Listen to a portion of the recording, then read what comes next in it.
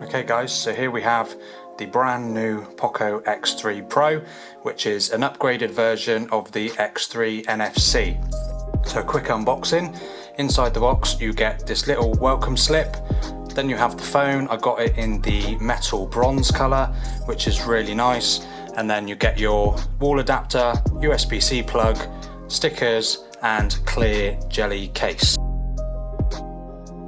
So the Poco X3 Pro was released about a month ago.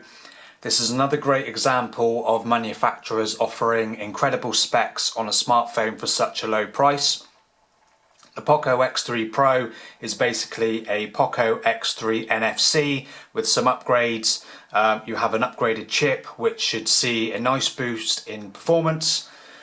Storage also gets a boost from 64GB of base storage to 128GB and topping out at 256. This is also expandable via micro SD card.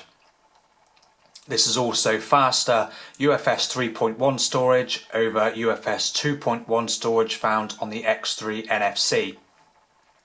With the X3 Pro you get this nice metal bronze colour. But don't be fooled by the name, as like the X3 NFC, the X3 Pro is still made of plastic with an aluminium frame. They also share the same 5160 mAh battery with 33 watt fast charging support, which should give you dependable battery life. So, having used the Poco X3 Pro for a few days, these are my thoughts.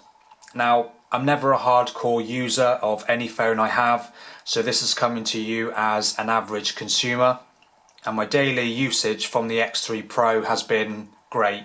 It's handled everything I've thrown at it. I played a small amount of Asphalt 9, which played flawlessly with no stutters or dropped frames. That's definitely thanks to the Snapdragon 860 that powers this phone, which is essentially an overclocked version of the Snapdragon 855 Plus, which powered flagship smartphones from 2019.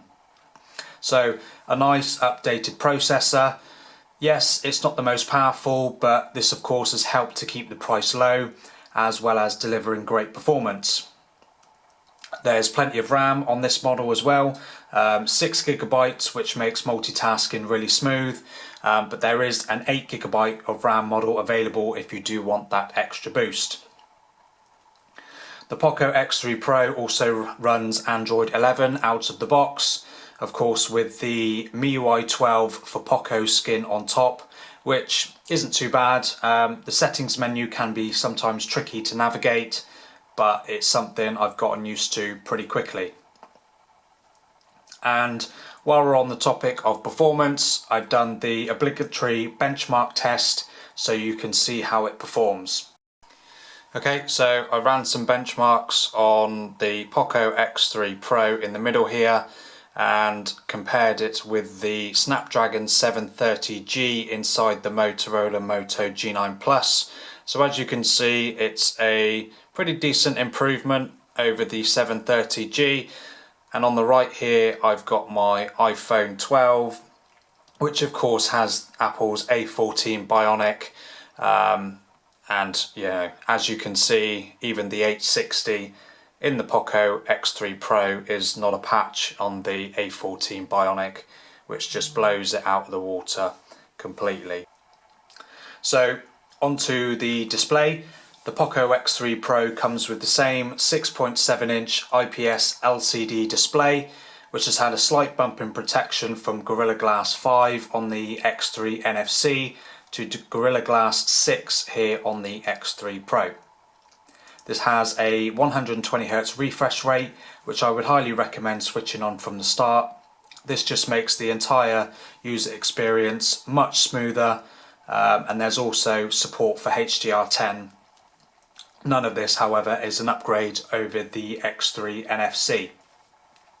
Now, this is a large phone.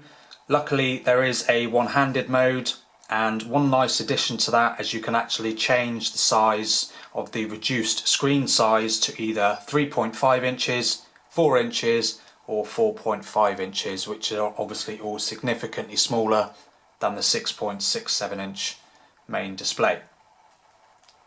We also have the near extinct 3.5mm headphone jack present, which is a nice addition. And when you want to hear from the phone, we have stereo speakers, which again is great to have at this price. But again, this was also found on the X3 NFC.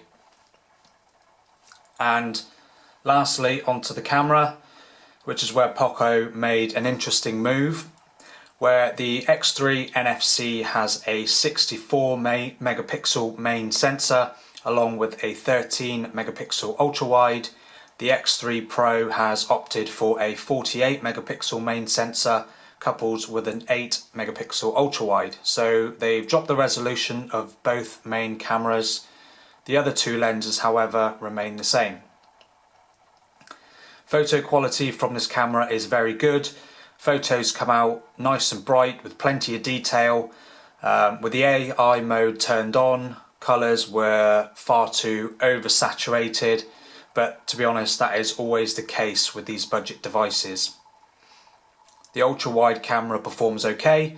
Photos are noticeably darker with less detail, but again, this is to be expected as it's a lower resolution and has a smaller f2.2 aperture, so you know the photos are naturally gonna look that way. I don't think many people like or use macro modes because of their low quality, and the one found on the X3 Pro is no different. On this close-up of a small plant, this photo came out very grainy, and that, along with the boosted saturation from the AI mode, to be honest, makes it a photographer's nightmare. With the AI mode turned off, obviously the lack of detail is the same, but the colour is more true to life. Portrait mode works very well. I like using this example. This hanging butterfly bug thing is a tricky one due to the legs and hanging wire. The Poco X3 Pro has done a better job than most of the other phones that I've tried, only missing out one of the legs and a small amount of the hanging wire. So credit where credit's due. Video on the Poco X3 Pro, nearly said NFC, Pro, tops out at 4K at 30 frames per second. Up the front, there is a 20 megapixel selfie camera. This is unchanged from the X3 NFC, and this produces nice detailed photos with not too much softening of the skin and good subject separation, except with, you know, small strands of hair, but I don't think there's a lot of phones that wouldn't struggle with that as well. Video on the front camera tops out at 1080p at 30 frames per second.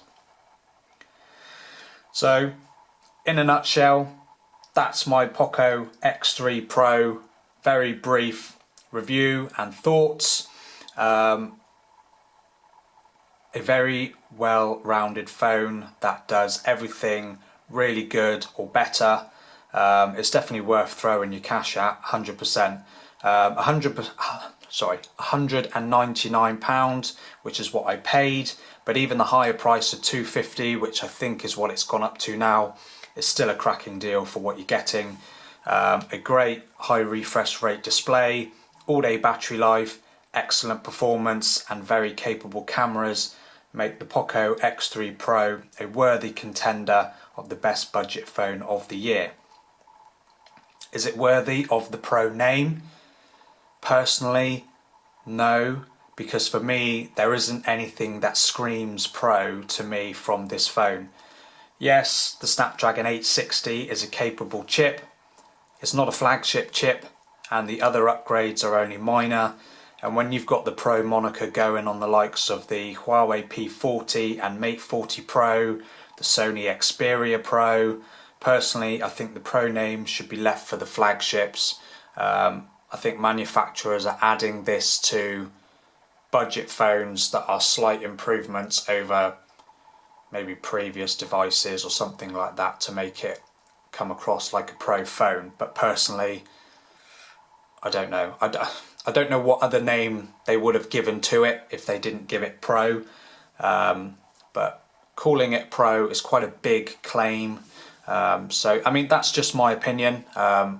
So if you've got a Poco X3 Pro or you're thinking of getting one, let me know in the comments. I'd love to hear your thoughts on it.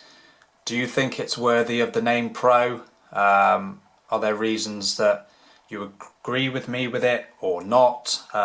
You know, I'd love to hear. So that's it. Thanks for watching.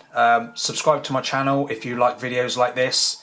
And if you have a Poco X3 Pro, like I said, or you're considering getting one, drop me a comment. I'd love to know your opinion.